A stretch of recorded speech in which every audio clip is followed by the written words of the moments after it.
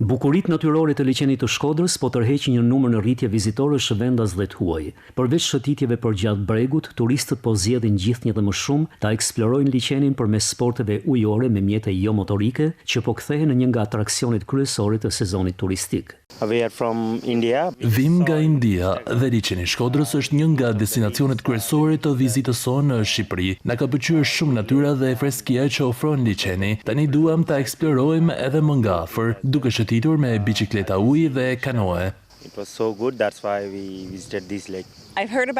Kam dëgjuar edhe më parë për këtë liçen dhe e njoh sidomos nga videot në internet. Erdha ta shoh tashmë dhe më pëlqen shumë, sepse mund të notosh edhe të lëvizjesh me mjete të ndryshme, si varka, padel dhe bicikleta ujë, dhe dua ta shfrytëzoj këtë mundësi.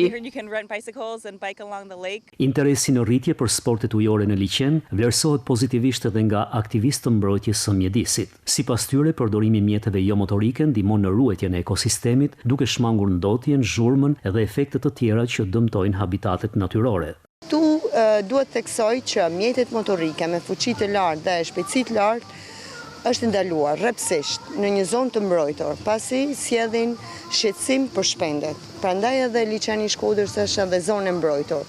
Dhe pikërisht përdorimi i kanoave, stand-up paddle, bicikletave të ujit janë konsideruar mjete ekologjike. Liçeni i Shkodrës është shpallur së fundmi rezervë biosfer nga UNESCO, status ky që rrit përgjegjësinë për mbrojtjen e ekosistemit edhe përmes turizmit të gjelbër.